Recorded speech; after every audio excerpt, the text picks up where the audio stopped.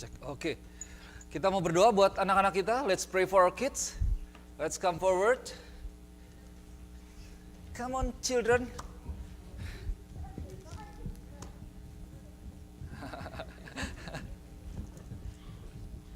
Those who feel that you are still kids. Maybe you are kid trapped in adult body. Oke, mari saudara kita angkat tangan kita berdoa buat setiap anak-anak ini ya. Bapak, kami mengucap syukur buat setiap mereka, generasi yang luar biasa yang Tuhan persiapkan. Kami percaya untuk boleh menjadi rekan sekerja Tuhan terus, untuk menjadi berkat bagi nama Tuhan.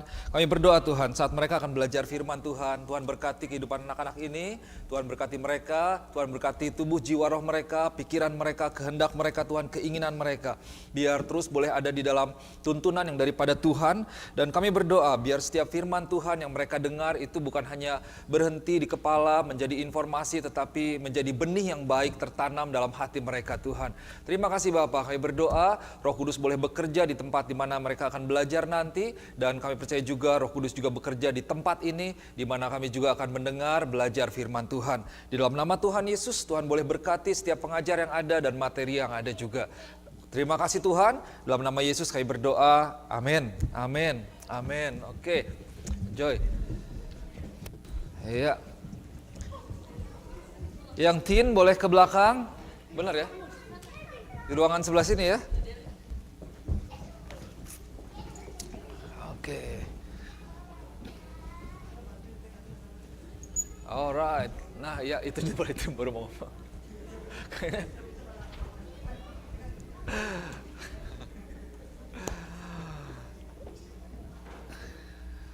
Oke. Ya, selamat hari Minggu sekali lagi Bapak Ibu Saudara yang kasih Tuhan. Apa kabar semuanya? Baik-baik ya? Saya tadi kayaknya merasa kedinginan gitu. Mungkin ya memang sudah mulai turun suhunya, tapi kayaknya mentalnya belum cukup siap untuk masuk ke musim dingin gitu. Jadi kayaknya kedinginan, tadi udah pikir ini pakai jaket kah atau pakai sweater kah? Memang ini musim atau masa-masa yang salah kostum sering kali ya. Kadang-kadang pakai jaket tapi agak anget, terus ternyata nggak pakai jaket ternyata dingin, atau ya malamnya dingin, siang panas lagi, seperti itulah. Anyway, nggak ada hubungannya dengan apa yang mau saya khotbahkan. Oke, kita mau dengarkan firman Tuhan ya. Saya mau ajak kita kembali buka Alkitab kita. Kali ini kita masih akan mendengarkan dari topik atau tema yang sama, yaitu rest from restlessness. Minggu lalu kita mendengarkan firman Tuhan yang disampaikan oleh Pastor Z. Saya akan sampaikan firman Tuhan, saya akan gali lagi. Karena seiring dengan saya boleh merenungkan daripada firman Tuhan ini, ternyata ini luar biasa ya. Ada banyak hal yang Tuhan bukakan buat kehidupan saya pribadi, dan saya percaya juga buat setiap jemaat Tuhan di tempat ini. So, saya mau ajak kita buka Alkitab kita dari kitab Matius pasal yang ke-11, ayat yang ke-28 sampai ayatnya yang ke-30. Hari ini kita akan fokus kepada ayat yang ke-28. Nanti masih ada minggu-minggu ke depan kita akan bahas lebih dalam lagi untuk ayat-ayat berikutnya. Oke, saya akan bacakan bahasa Indonesianya, dan di depan ada atau di layar saudara ada bahasa Inggrisnya. Firman Tuhan katakan demikian. Marilah kepadaku semua yang letih lesu dan berbeban berat. Aku akan memberikan kelegaan kepadamu. Pikulah kuk yang kupasang dan belajarlah padaku, karena aku lemah lembut dan rendah hati, dan jiwamu akan mendapat ketenangan. Sebab kuk yang kupasang itu enak dan bebanku pun ringan. Nah oke. Saudara yang dikasih Tuhan, di dalam bahasa Indonesianya dikatakan bahwa aku akan memberikan kelegaan bagimu. I will give you rest. Gitu ya. Nah, kalau di dalam King James Version Library, kata rest ini di sini dalam bahasa Indonesianya ditulis sebagai kelegaan, itu adalah a state in reconciliation with God. Jadi satu keadaan, kondisi, momen di mana kita berdamai dengan Tuhan, rekonsiliasi dengan Tuhan. Secara umum kita boleh ketemu dengan Tuhan, kita boleh mendapatkan Tuhan dalam hidup kita, dan kita tahu bahwa di dalam hadirat Tuhan, itu ada ketenangan, ada sukacita, ada kedamaian ya. Jadi Tuhan itu, Yesus, dia memberikan sebuah undangan kepada setiap kita di tempat ini. Datanglah kepadaku, marilah kepadaku, semua yang letih lesu dan berbeban berat, maka aku akan memberikan kelegaan bagimu. Nah, saudara yang kasih Tuhan, minggu lalu kita belajar bahwa life is hard, and then being alive is a hard work. Hidup itu udah susah. Bahkan untuk kita bisa duduk diam di sini, saya berdiri di sini, ini melibatkan banyak sekali otot yang bergerak, berapa banyak udara yang perlu kita hirup, akibatnya jantung kita ini berdetak sering sekali gitu ya, dalam 1 menit, dalam 1 hari itu mungkin berapa ribu kali jantung kita berdetak. Jadi hidup itu emang gak gampang. Untuk bisa hidup aja ya udah cukup sebuah usaha yang luar biasa. Kalau saya suka lihat banyak orang yang lagi sakit ya, mereka berjuang misalnya, atau kita tahu kalau orang misalnya kena COVID, mereka ada masalah dalam pernafasan, mereka perlu, kayaknya mau tarik nafas itu kayaknya 1-2 susah gitu. Jadi untuk hidup aja udah tidak mudah gitu. Dan kita tahu bahwa dalam kehidupan setiap orang kita memiliki masalah, pergumulan, tantangan kita masing-masing. Tidak ada orang yang hidupnya kayaknya enak terus, baik terus. Tapi selalu ada masalah yang menerpa di dalam kehidupan kita, ada pergumulan demi pergumulan, ada tantangan dan masalah dan lain sebagainya. Jadi dengan kita hidup itu tidak gampang ternyata. Nah, puji Tuhan luar biasanya kalau saya lihat, saya renungkan, kenapa Yesus menawarkan undangan ini. Ini kan yang di Matius 11 ini merupakan sebuah undangan ya. Yesus katakan, marilah kepadaku, come to me, come to me. Nah, Yesus tahu, jadi Tuhan itu mengerti akan kehidupan kita. Tuhan mengerti akan apa yang kita hadapi sehari-hari, setiap pergumulan, masalah, tantangan yang kita hadapi. Tuhan tahu itu semua. Tuhan tahu apa yang Bapak Ibu Saudara sedang hadapi pada hari-hari ini. Ada amin? Karena Tuhan kita hidup, Dia memperhatikan kita.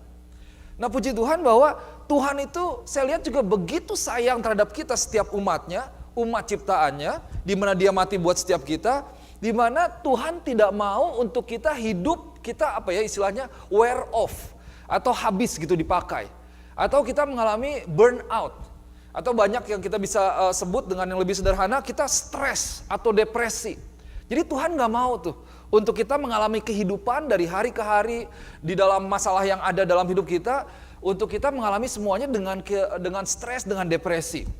Dengan kata lain, bahwa kita bisa hidup di muka bumi ini, di dunia ini, dengan sukacita, dengan damai sejahtera, dengan pertolongan yang daripada Tuhan, terlepas daripada setiap hal yang sedang kita hadapi pada hari-hari ini. Ada amin.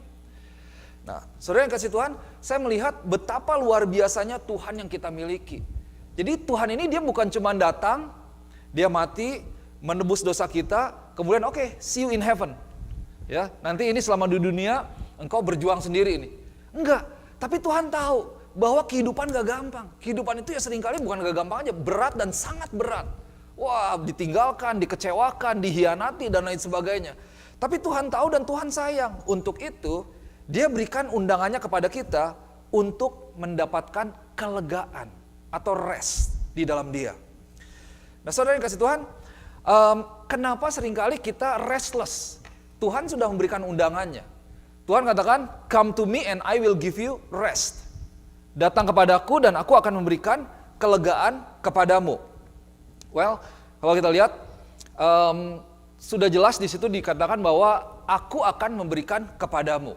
Tapi berapa banyak kita memang dalam kehidupan kita sebagai manusia, ketika kita sedang stres, dalam berbeban berat, letih lesu, kita tidak mengalami rest yang sesungguhnya, karena pertama kita tidak datang ke tempat yang benar. Bahwa the rest that we need can only be found in God alone. Well, the world can offer us rest in so many ways, in different types of rest. But true rest can only be satisfied by God. Istirahat yang sebenarnya, kelegaan yang sebenarnya, itu hanya bisa kita temukan ketika kita berada di dalam Tuhan. Dunia mungkin bisa kasih tawaran macam-macam, pergi ke sini, miliki ini dan lain sebagainya. Tapi pada akhirnya kita akan kembali kepada masalah kita. Dan hanya di dalam Tuhan Yesus Kristus kita bisa mendapatkan rest yang sesungguhnya. Nah, itu salah satu alasan kenapa kita tidak istirahat nih, atau dinamakan restless. Kenapa kita restless? Karena ya kita tidak datang ke tempat yang benar. Kita datangnya ke tempat yang salah, atau mencari ke tempat yang salah, ke pribadi yang salah. Atau yang kedua, ini yang saya akan sampaikan hari ini, ternyata iblis ini dia menjebak kita seringkali. Jadi iblis menjebak kita sehingga kita tidak rest. Oke. Sebelum kita masuk ke poin, kita buka Alkitab kita di dalam kitab Keluaran pasal yang kelima, ayat yang pertama sampai ayat yang ke-9. Oke. Kita lihat ya, ini tidak ada di depan. Keluaran pasal yang kelima, mulai ayat yang pertama sampai ayat yang ke-9. Saya mau ajak kita lihat sekali lagi, ini yang disampaikan minggu lalu, sore hari ini kita lebih dalam lagi di dalam firman Tuhan. So, judulnya seperti ini, Musa menghadap Firaun, bangsa Israel makin ditindas. Jadi konteksnya ketika itu bangsa Israel berada di dalam penjajahan Firaun ya, bangsa Mesir. Ayat yang pertama, kemudian Musa dan Harun pergi menghadap Firaun lalu berkata kepadanya, beginilah firman Tuhan Allah Israel, biarkanlah umatku pergi untuk mengadakan perayaan bagiku di padang gurun. Nah ini Musa dan Harun ini jadi hambanya Tuhan untuk menyatakan ya kepada Firaun. Ayat yang kedua, tetapi Firaun berkata, siapakah Tuhan itu yang harus kudengarkan firman-Nya untuk membiarkan orang Israel pergi? Tidak kenal aku Tuhan itu. Dan tidak juga aku akan membiarkan orang Israel pergi. Lalu kata mereka, Allah orang Ibrani telah menemui kami, izinkanlah kiranya kami pergi ke padang gurun 3 hari jalan jauhnya untuk mempersembahkan korban kepada Tuhan Allah kami, supaya jangan nanti mendatangkan kepada kami penyakit sampar atau pedang. Tetapi Raja Mesir berkata kepada mereka, ini Musa dan Harun, mengapakah kamu bawa-bawa bangsa ini melalaikan pekerjaannya? Pergilah melakukan pekerjaanmu. Lalu kata Firaun, lihat sekarang telah banyak bangsamu di negeri ini. Masakan kamu hendak menghentikan mereka dari kerja paksanya? Nah kita loncat ke ayat yang ke-9 ya. Pekerjaan orang-orang ini harus diperberat katanya.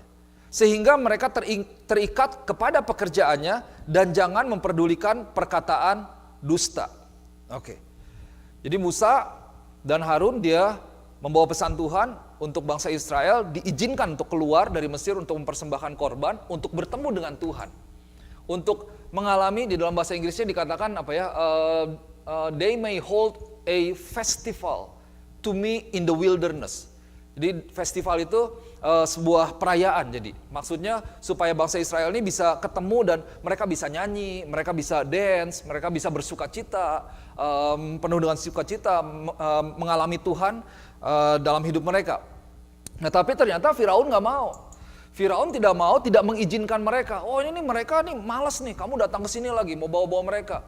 Enggak, sekarang pokoknya gak bisa keluar, malah perberat pekerjaan mereka. Tambahin kerjaannya, atau mereka cari bahan dasarnya biar cari sendiri, nggak disediain.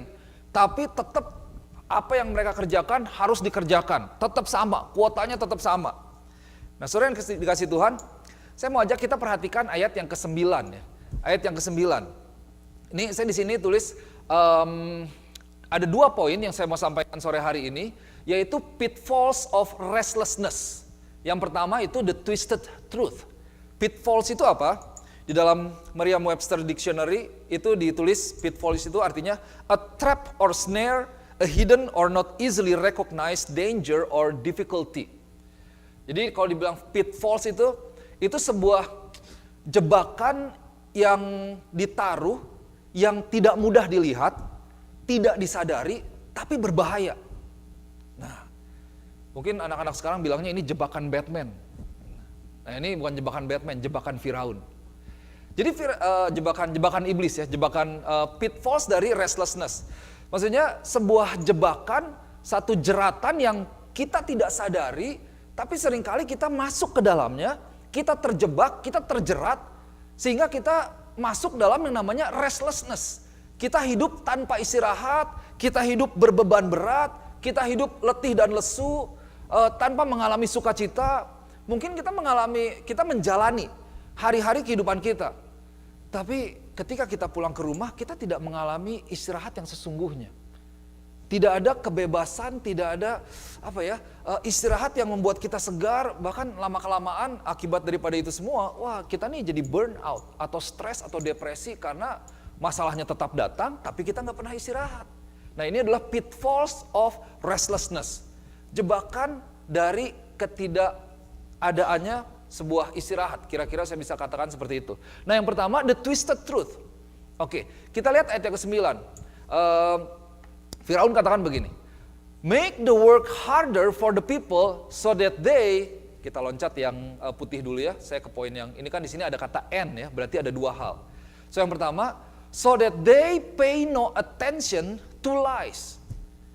Jadi Firaun katakan, perberat kerja mereka supaya mereka tidak fokus atau jangan memperdulikan perkataan dusta. Ini perkataan yang mana nih yang menurut Firaun perkataan dusta? Perkataan mana yang menurut Firaun perkataan dusta? Kemudian apakah benar itu perkataan dusta? Nah, itu ada yang di ayat yang pertama tadi. Ayo bebaskan mereka, istilahnya Musa dan Harun katakan, biarkan umatku pergi untuk mengadakan perayaan bagiku. Sederhananya saya mau katakan, kita ingatnya bahwa ini let my people have rest.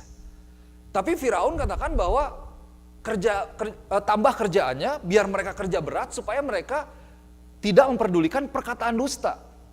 Nah, saudara perhatikan, kita bisa belajar luar biasa dan ini perlu kita perhatikan bahwa seringkali ini yang iblis lakukan.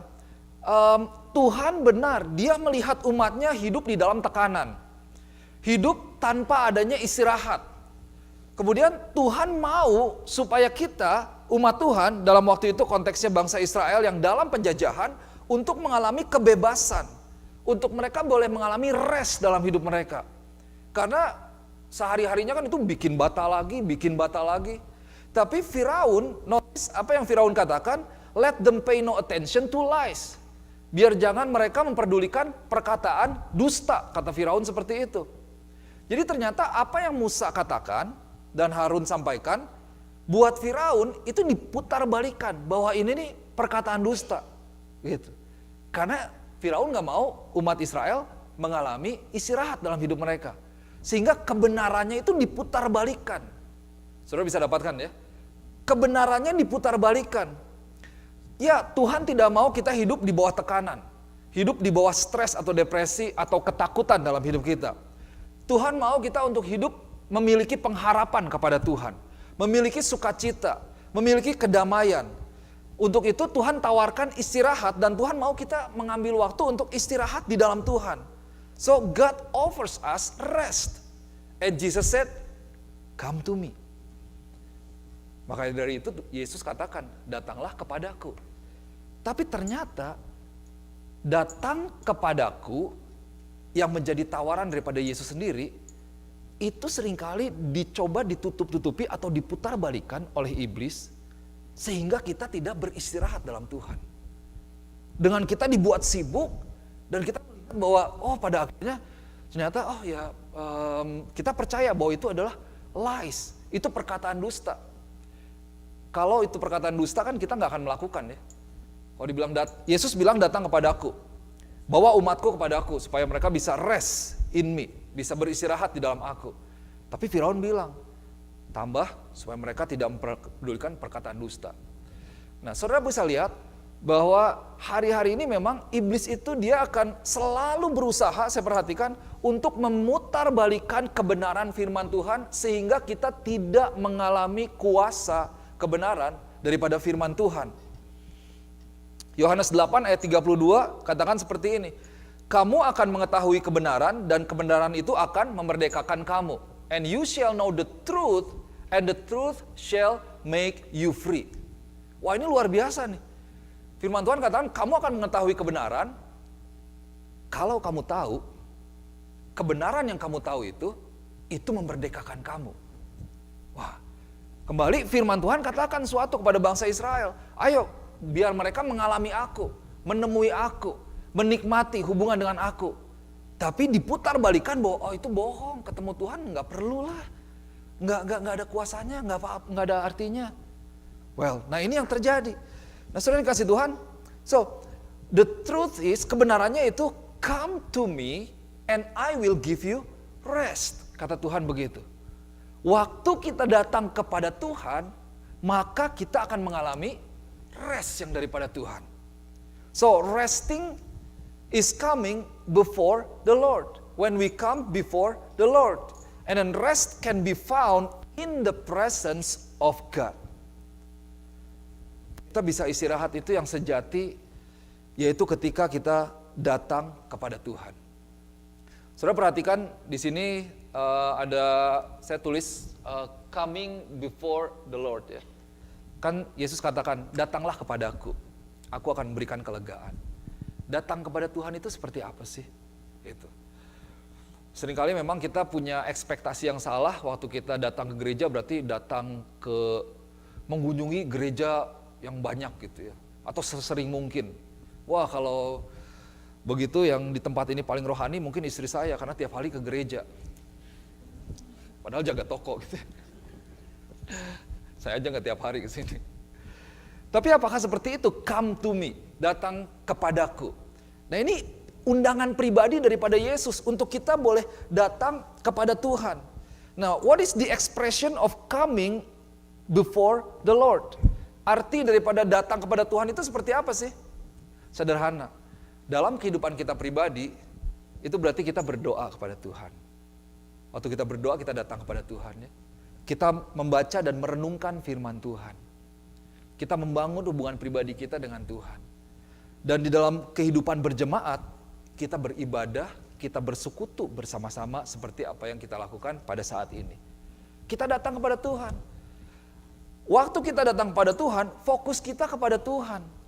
Fokus kita bukan kepada yang lain-lain, tapi saya mau menikmati Tuhan, saya mau mengalami Tuhan.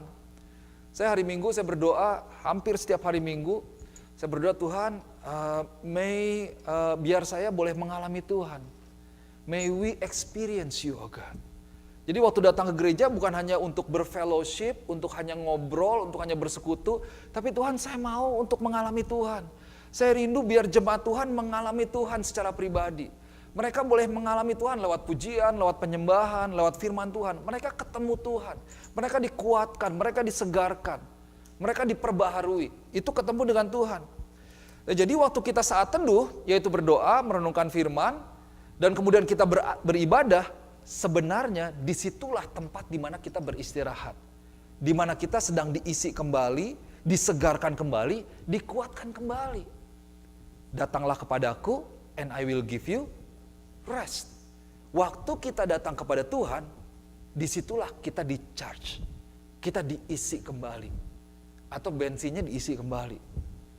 Kemarin saya jalan, di tengah-tengah kan, waktu pergi bensin ada, ya kira-kira 1/4 kurang lah. Saya pikir cukup lah untuk ke tempat ini. Taunya di highway 95 gitu. Udah mepet-mepet kan, deg-degan juga ya. Mobil mau canggih secanggih apapun, handphone mau canggih secanggih apapun, kalau nggak pernah di-charge, nggak pernah diisi bensin, ya mati juga ya.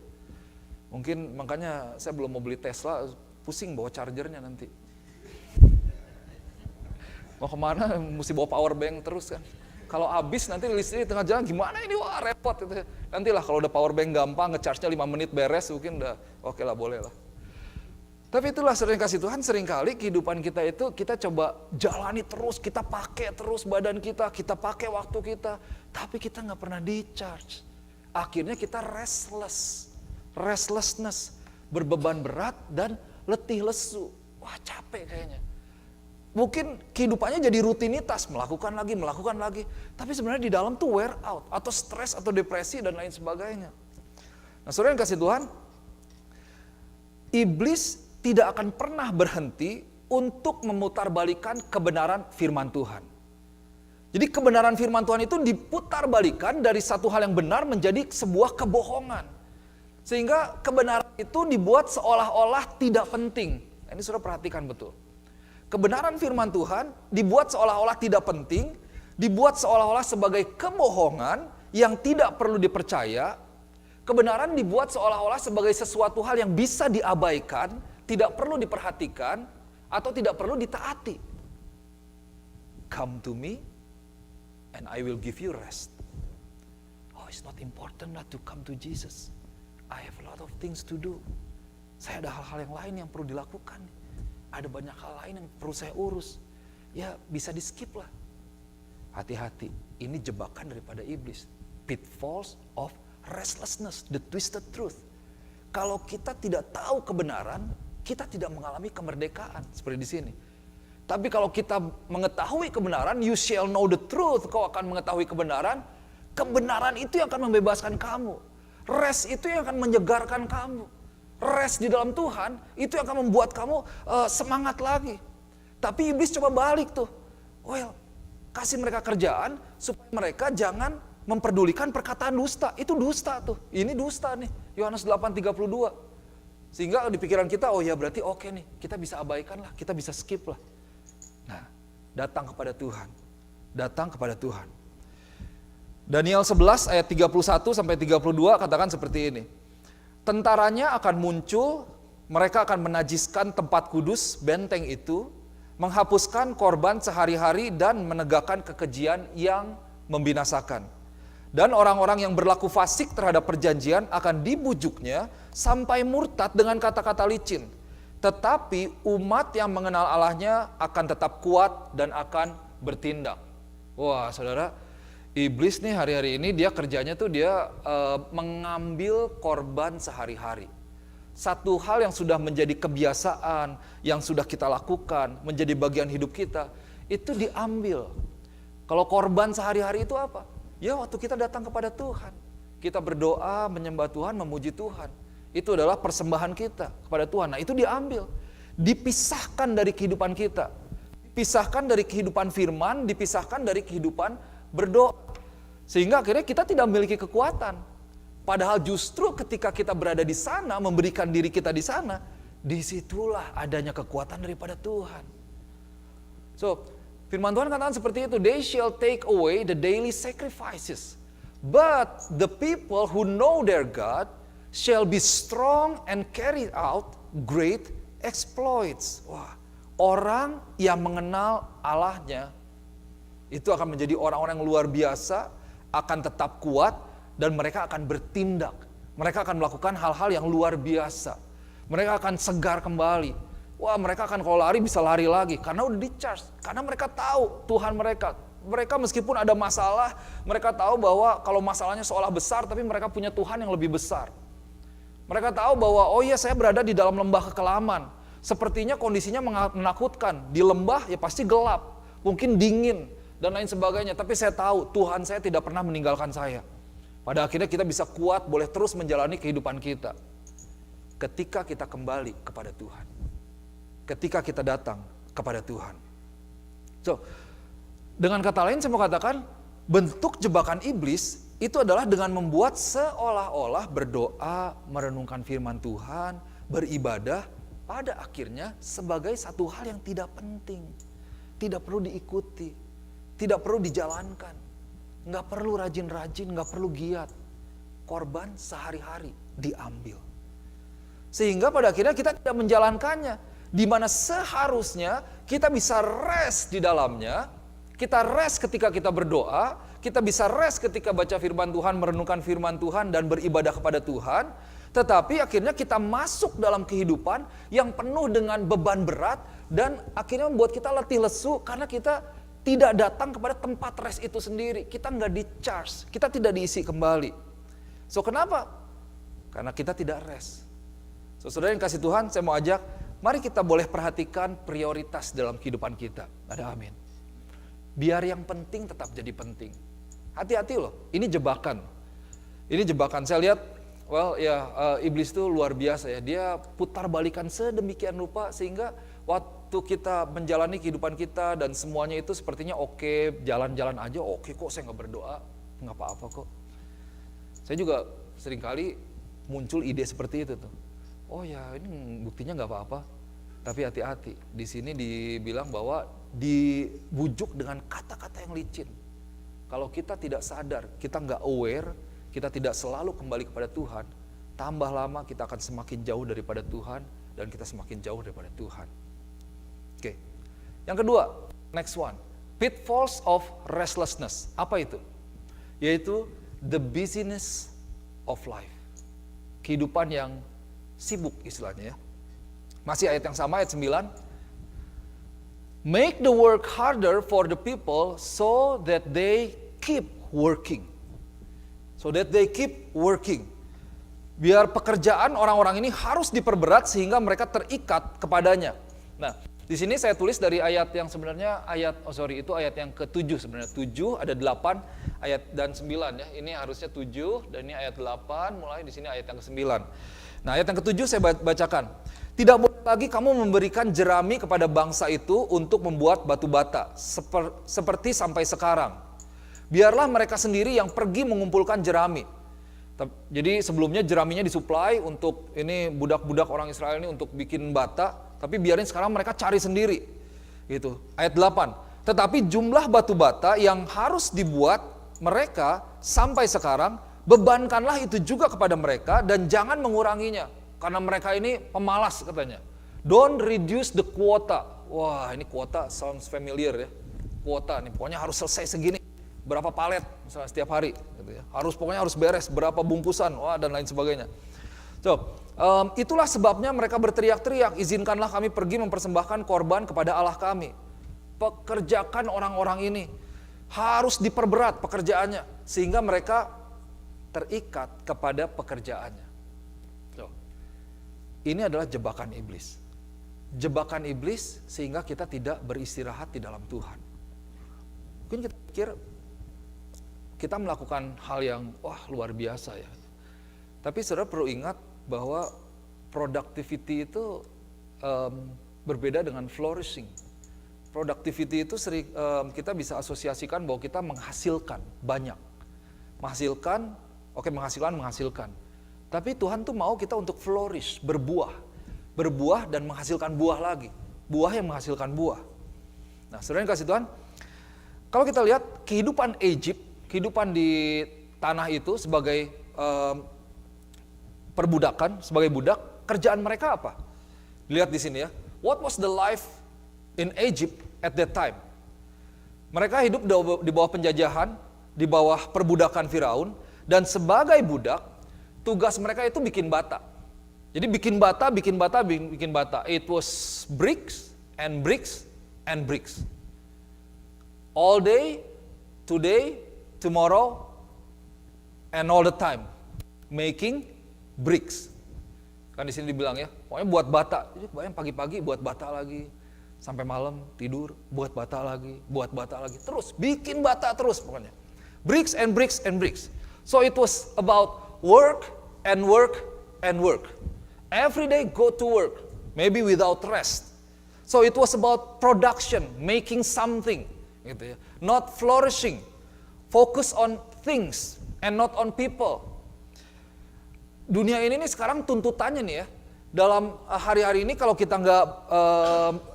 kita tidak hati-hati dengan apa yang kita hidupi sekeliling kita, tuntutan sekarang tuh kayaknya kita dituntut untuk run and keep running. Untuk kita boleh lari dan terus berlari. Atau push and keep pushing. Work and keep working.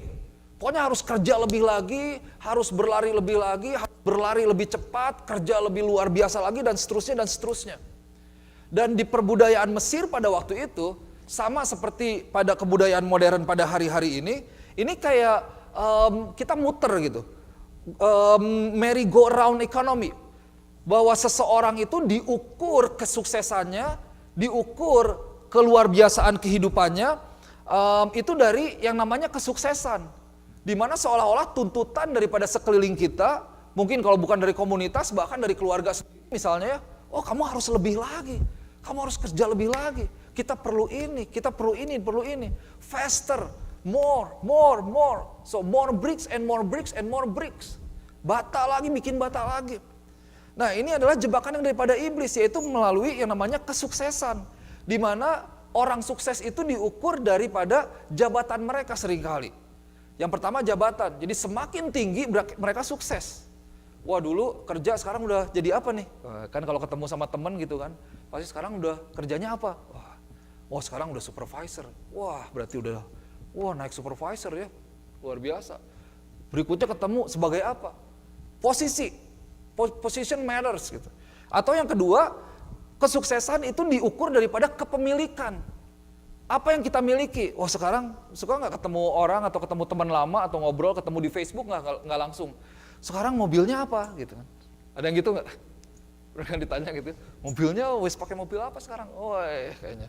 Kalau mobil lo bukannya 5 tahun lalu masih itu, wah gimana sih kok kerja nggak bener? Kan begitu ya.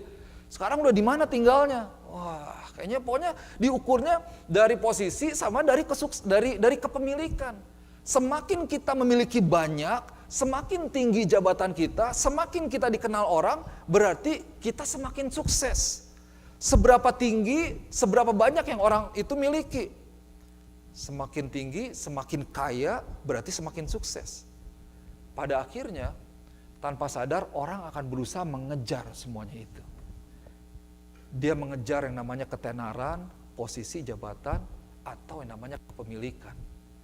Maka dari itu firman Tuhan katakan memang, akar daripada segala kejahatan itu cinta akan uang. Bukan uangnya loh. Tapi kita memberikan kepada satu hal yang menjadi jebakan iblis. Ayo kejar lebih lagi. What you need to do is continue to make bricks. Make another bricks. And then again make more bricks. Make more bricks. No rest. Nggak ada istirahat. Nah saudara yang kasih Tuhan, kita akan mengejar semuanya itu kalau kita tidak hati-hati. Bagaimana caranya? Ya, bagaimana supaya saya bisa sukses lebih lagi? Memiliki lebih banyak lagi.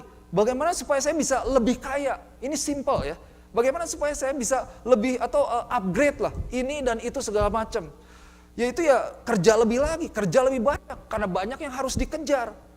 Kita terjebak kepada sebuah kesibukan tanpa melihat bahwa istirahat di dalam Tuhan itu menjadi sebuah hal yang penting. Dan yang kita korbankan itu adalah istirahat atau hubungan kita dengan Tuhan. Kita nggak berani tuh berkata tidak kepada bos kita atau supervisor kita. Tapi kita berani berkata tidak pada Tuhan. Tuhan sorry ya Tuhan, skip dulu deh hari ini. Sorry Tuhan, ada tambahan. Kenapa? Karena kita mau mengejar lebih lagi. Yang penting dalam hidup kita, yang utama yaitu mendapatkan lebih, produksi lebih, more bricks and more bricks. Yang dikorbankan, yang ditinggalkan apa? Hubungan dengan Tuhan. So, this is the pitfall. The busier you are, the more productive you are. Kita pikir bahwa semakin kita sibuk kayaknya semakin kita produktif dan semakin sukses. Nah saudara, hari-hari ini dan di gereja ini saya percaya, saya lihat luar biasa, punya pemahaman yang luar biasa akan Tuhan. Tapi iblis bisa jebak dengan seperti ini, kita perlu hati-hati. Saya sampaikan ini karena saya rindu buat setiap kita di tempat ini kita boleh mengalami Tuhan secara utuh ya. Kita tidak terjebak dalam kayak lingkungan atau perputaran yang sepertinya itu-itu aja. Oke, kita mendapatkan yang luar biasa, lebih. Tapi ternyata kita tidak punya istirahat gitu. Kalau orang udah saleh, kita tidak melakukan dosa, waktu kita ketemu kita nggak memaki-maki gitu ya.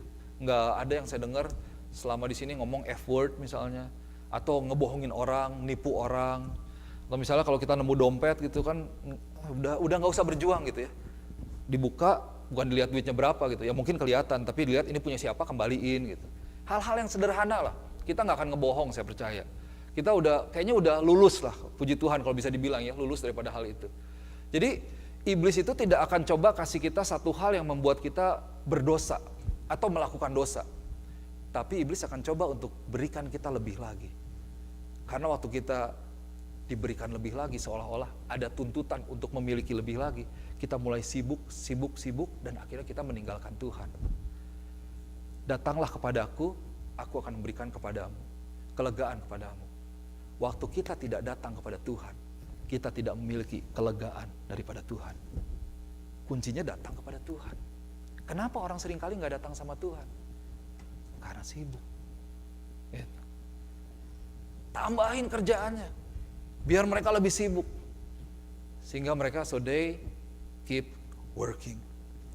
Saudara yang kasih Tuhan, saya percaya bahwa kita perlu maksimal ya dalam hidup kita. Kita perlu maksimal dengan setiap talents, gift, semua hal yang Tuhan berikan kepada kita. Ya, the value of giving the best, do the best, do the extra miles.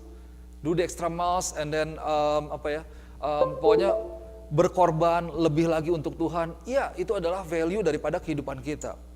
Tapi perhatikan ini, jangan sampai aktivitasmu sehari-hari itu membuat engkau meninggalkan ibadahmu terhadap Tuhan.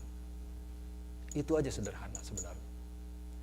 Jangan sampai kesibukanmu itu membuat engkau meninggalkan Tuhan. Atau jangan sampai kesibukanmu mengambil alih posisi Tuhan. Sehingga engkau tidak datang kepada Tuhan. Engkau tidak punya waktu lagi untuk berdoa, baca firman Tuhan, untuk beribadah kepada Tuhan, untuk bersekutu bersama-sama dengan jemaat Tuhan. Padahal sebenarnya di sanalah tempat engkau diisi, di recharge, mendapatkan rest daripada Tuhan. So if you miss coming to the Lord, you miss the opportunity to rest in the Lord. Capek, stres, berbeban berat, letih lesu, ya karena gak istirahat, karena gak datang sama Tuhan. Tujuan Tuhan dalam kehidupan kita itu bukan hanya untuk menghasilkan bata, tetapi untuk kita memiliki hubungan dengan Tuhan dan menikmati rest di tengah-tengah pekerjaan kita. Bukan rest from work, tapi rest in work. Ya, hidup tetap jalan, tapi dengan kekuatan, kesehatan daripada Tuhan. So, ada buah-buah daripada restlessness. Efek dari kerja nyata, kalau saudara kerja keras, saudara, ya misalnya ya OT, tambah lagi ini, sibuk aktivitas kerja yang luar biasa, seolah-olah gak ada berhentinya, gak ada istirahatnya, memang menghasilkan. Jujur menghasilkan. Iya betul, itu menghasilkan. Saudara bisa mungkin mencapai ambisimu, mendapatkan keinginanmu. Engkau mungkin bisa memiliki apa yang engkau ingini untuk engkau miliki dalam kehidupanmu, apapun itu. Karirmu mungkin sukses, betul bisa. Uangmu mungkin banyak, tetapi harga yang dibayar itu apa? At what cost? Maybe overwork, sleeplessness, anxiety, dissolved relationship, damaged marriage, distant children, neglected, forgotten relationship with God. Orang bisa sukses, bisa dapatkan apa yang dimiliki, tapi korbannya itu apa? Ada yang korbannya keluarga, hubungan dengan anak jadi jauh, anak gak pernah diajak ngobrol, dia perlengkapi dengan gadget, atau dan lain sebagainya. Hubungan suami istri juga, jadi renggang, ya ketemunya juga jarang, karena masing-masing sibuk, pokoknya ini lagi, dan lain sebagainya. Dan terutama hubungan dengan Tuhan. Pada akhirnya hubungan dengan Tuhan, itu harus menjadi yang utama dalam hidup kita. Ada amin. Nah ini jangan sampai tergantikan nih. Karena kita terlalu sibuk, kita tidak bisa lagi membangun hubungan kita dengan Tuhan. Atau kita prioritaskan waktu kita bukan untuk Tuhan. Nah mari kita boleh renungkan hal ini. Saudara dikasih Tuhan, Yesus itu terlalu sayang, saya percaya, kepada setiap kita. Untuk membiarkan kita hidup di dalam restlessness. Tuhan gak mau kita hidup capek, stres, berbeban berat, dan letih lesu. Ia adalah gembala yang baik buat setiap kita. Undangan yang Yesus berikan itu buat setiap kita. Tuhan mungkin selesai, sebenarnya Yesus mungkin selesai dengan memberikan keselamatan, mati di kayu salib. Tapi dia sampaikan bahwa come to me, all you who are weary and heavy burden, and I will give you rest. Wah, saya lihat Tuhan ini baik sekali ya. Dia memperhatikan kita bahkan dalam langkah kita sehari-hari. Dia menjaga kita supaya kita nggak stres. Dia menjaga kita supaya kita nggak depresi, tapi punya hidup yang luar biasa, bisa menikmati. Mungkin engkau tidak memiliki banyak, tapi engkau menikmati apa yang engkau miliki. Engkau bisa menjalani kehidupanmu dengan penuh sukacita. So come to me and I will give you rest. Datanglah kepadaku dan aku akan memberikan kelegaan kepadamu, firman Tuhan. Ini adalah sebuah undangan yang harus diterima supaya kita bisa mendapatkan istirahat, kelegaan daripada Tuhan. This is an invitation that must be accepted in order to receive the rest. Many do not accept the invitation. Many do not come to God. Will you come to God? Ini undangan daripada Tuhan.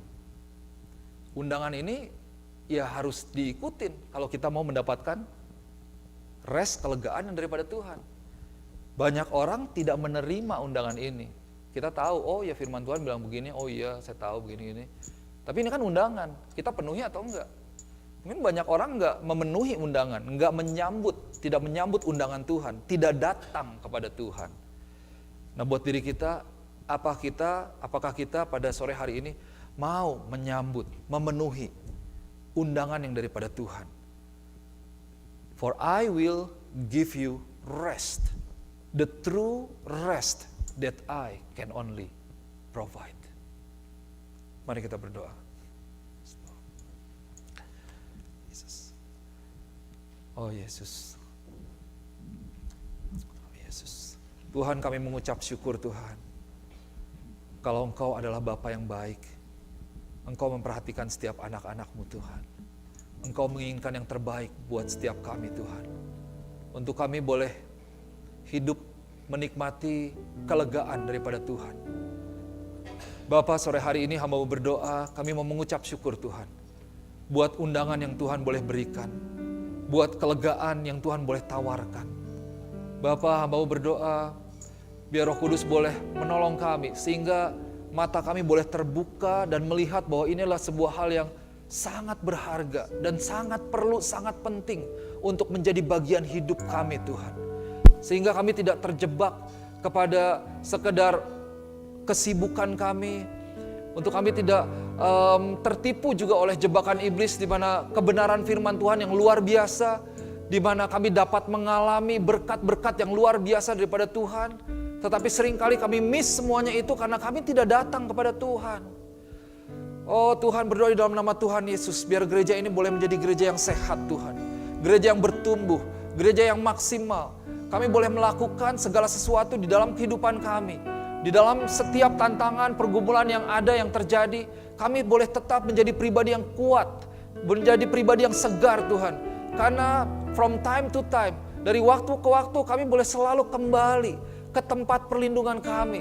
Kami boleh kembali ke tempat di mana kami boleh diisi kembali, disegarkan kembali.